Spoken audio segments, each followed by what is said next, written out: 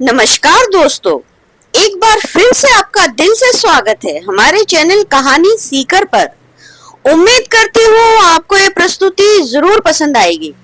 Comment में जय माता दी और जय श्री राम अवश्य लिखें। तो चलिए आज की कहानी हम शुरू करते हैं। दशहरा, जिसे हम विजयादशमी के नाम से भी जाना जाता है, भारत का एक प्रमुख त्योहार है जो बुराई पर अच्छाई की जीत का प्रतीक है। यह त्योहार हर वर्ष अश्विन मास के शुक्ल पक्ष की दशमी तिथि को मनाया जाता है। यह पर्व मुख्यतः भगवान राम और देवी दुर्गा से संबंधित कथाओं और उनकी शिक्षाओं से जुड़ा हुआ है, जो हमारे जीवन की नैतिकता, सच्चाई और धर्म के मार्ग पर चलने के लिए प्रेरित करता है।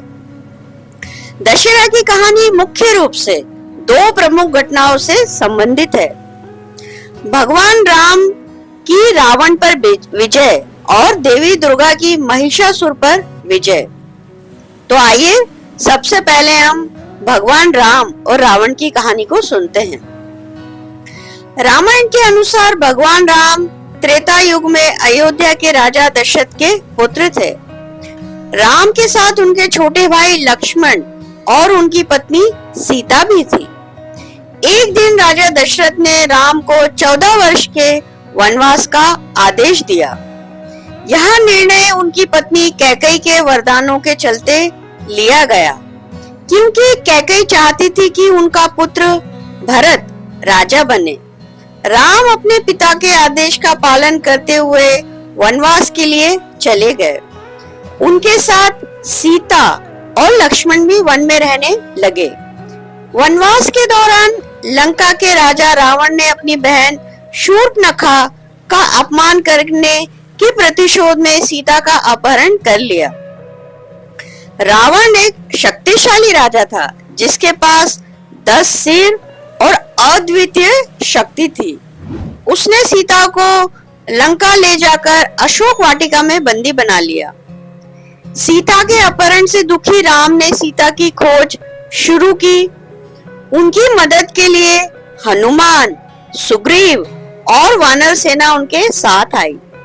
भगवान हनुमान ने अपनी अलौकिक शक्तियों का उपयोग कर सीता का पता लगाया और श्री राम को लंका जाने का मार्ग बताया। श्री राम ने वानर सेना के साथ समुद्र पर राम सेतु का निर्माण किया और लंका की ओर प्रस्थान किया।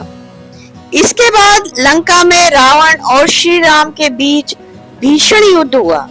इस युद्ध में रावण के कई भाई और पुत्र मारे गए, लेकिन रावण को पराजित करना कठिन था, क्योंकि उसे कई वरदान और कई शक्तियां प्राप्त थी। अंततः श्री राम ने रावण को उसके नाभि में बाण मारकर पराजित किया। यह घटना दशहरे के दिन हुई, जो बुराई पर अच्छाई का प्रतीक बनी। अब मैं आपको दूसरी कहानी सुनाती हूँ, देवी दुर्गा और महिषासुर की कहानी। दूसरी ओर देवी दुर्गा और महिषासुर की कथा भी दशहरे से जुड़ी हुई है। पुराणों के अनुसार महिषासुर एक शक्तिशाली असुर था, जिसे ब्रह्मा से वरदान प्राप्त था कि कोई भी देवता या पुरुष उसे मार नहीं सकता। इस वरदान के कारण महिषासुर अत्याचारी हो गया और देवताओं पर विजय प्राप्त कर स्वर्ग पर कब्जा कर लिया। महिषासुर के अत्याचार से त्रस्त होकर सभी देवता भगवान विष्णु और शिव जी के पास गए, उनसे विनती की, उनसे प्रार्थना की। तब त्रिदेवों ब्रह्मा, विष्णु और महेश की शक्तियों से एक अद्वितीय देवी का प्राकट्य हुआ, जिन्हें देवी दुर्गा 10 भुजाओं वाली और शेर पर सवार थी। उन्हें विभिन्न देवताओं से शक्तिशाली अस्त्र शस्त्र प्रदान किए गए। देवी दुर्गा ने महिषासुर से युद्ध करने का निश्चय किया। महिषासुर और देवी दुर्गा के बीच 9 दिन तक भयंकर युद्ध चला, जिसमें देवी ने अनेक राक्षसों का संहार किया।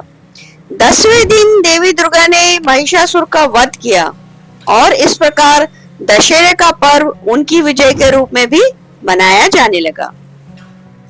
इस घटना को महिषासुर मर्दनी के रूप में जाना जाता है और इसे बहुत ही विशेष रूप से मनाया जाता है। दशहरे का बहुत सारे इसके महत्व हैं और इसकी कई शिक्षाएं हैं जो हमें सीखनी चाहिए। वो इस प्रकार है। दशहरा केवल एक धार्मिक पर्व नहीं बल्कि यह अनेक नैतिक और सामाजिक शिक्षाओं से भरा हुआ है। दशहरे से हमें कई महत्वपूर्ण सबक मिलते हैं जो हमारे जीवन को दिशा देने वाले होते हैं। पहला, अच्छाई की जीत। दशहरे का सबसे बड़ा संदेश है कि चाहे कोई कितना भी बलशाली क्यों ना हो, बुराई का अंत निश्चित है। रावण जैसा बलशाली राजा भी अपनी गलतियों और अहंकार के कारण मारा गया। इस प्रकार यह त्योहार हमें सिखाता है कि सत्य और धर्म का मार्ग ही सही है और अंततः अच्छाई की विजय हमेशा होती है। दूसरा, अहंकार का अंत। रावण और महिषासुर दोनों ही अपने बल और शक्तियों के कारण अहंकारी हो गए थे। उनका अहंकार ही उनके विनाश का कारण बना। दशहरा हमें सिखाता है किसी भी परिस्थिति में हमें अहंकार कभी नहीं करना चाहिए, क्योंकि यह हमारे पतन का कारण बन सकता है, हमारा विनाश कर सकता है। तीसरा, नारी शक्ति का सम्मान। देवी दुर्गा की कहानी से हमें यह भी शिक्षा मिलती है कि नारी शक्ति अद्वितीय होती है। जब सभी देवता असफल हो गए तब एक देवी ने महिषासुर का वध किया। यह संदेश है कि समाज में नारी का सम्मान और उसकी शक्ति को पहचानना अति आवश्यक है। उनका हमें सम्मान करना चाहिए। चौथा, संकल्प और धैर्य। भगवान राम का जीवन हमें धैर्य और संकल्प की शिक्षा देता है। उन्होंने 14 वर्ष का वनवास सहर्ष स्वीकार किया और अपनी पत्नी को बचाने के लिए कठिन संघर्ष किया। राम की यह दृढ़ता और धैर्य हमें जीवन में चुनौतियों का सामना करने की प्रेरणा देता है, हमें एक अच्छा रास्ता दिखाता है। पांचवा, सत्य और कर्तव्य का पालन। भगवान राम ने अपने जीवन में सदा सत्य और कर्तव्य का पालन किया। उन्होंने अपने पिता के आदेश का पालन किया, चाहे वह कितना भी कठिन क्यों न हो। यह त्योहार हमें सिखाता है कि हमें अपने कर्तव्यों का पालन पूरी निष्ठा के साथ करना चाहिए, चाहे परिस्थिति कैसी भी हो। आज के समय में दशहरा केवल धार्मिक उत्सव नहीं बल्कि एक सामाजिक पर्व भी बन चुका है। यह पर्व हमें हर प्रकार की बुराई जैसे कि भ्रष्टाचार, अन्याय, असमानता और असत्य के खिलाफ खड़े होने की प्रेरणा देता है। वर्तमान समय में रावण और महिषासुर का प्रतीक केवल व्यक्तियों तक सीमित नहीं है बल्कि यह हमारे समाज में व्याप्त फैली हुई उन सभी बुराइयों का प्रतीक है जिन्हें हम मिलकर हम सबको समाप्त करना है। दशहरे का पर्व हमें आत्म मंथन करने का अवसर देता है कि हम अपने जीवन में कौन कौन सी बुराइयों से ग्रसित हैं और उन्हें कैसे समाप्त कर सकते हैं। रावण और महिषासुर की तरह हमारे अंदर का अहंकार, लालच और अन्य नकारात्मक भावनाएं भी हमें पतन की ओर लेकर जाती है। हमें इनसे लड़ने और इन्हें हराने की आवश्यकता है ताकि हम सत्य, धर्म और अच्छाई के मार्ग पर आगे बढ़ सकें। दशहरा हमें अच्छाई, सत्य, धैर्य और नारी शक्ति का महत्व सिखाता है। यह पर्व हमें याद दिलाता है कि चाहे कितनी भी कठिनाइयां क्यों न हो, सत्य और धर्म की हमेशा विजय होती है।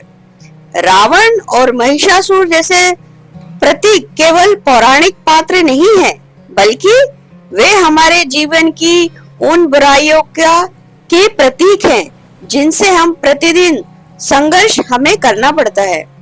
इस दशहरे पर हमें यह संकल्प लेना चाहिए कि हम अपने भीतर और समाज में व्याप्त हर प्रकार की बुराई का अंत करेंगे और अच्छाई के मार्ग पर हम अग्रसर होंगे।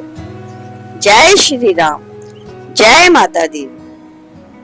दोस्तों, अगर आपको हमारी ये प्रस्तुति पसंद आई हो तो हमें कमेंट करना ना भूलें, इसे लाइक करें और शेयर करें, और आप हमारे चैनल पर पहली बार आए हैं तो इस चैनल को सब्सक्राइब करें। अब मैं आपको मिलूंगी अगले वीडियो में, तब तक के लिए धन्यवाद।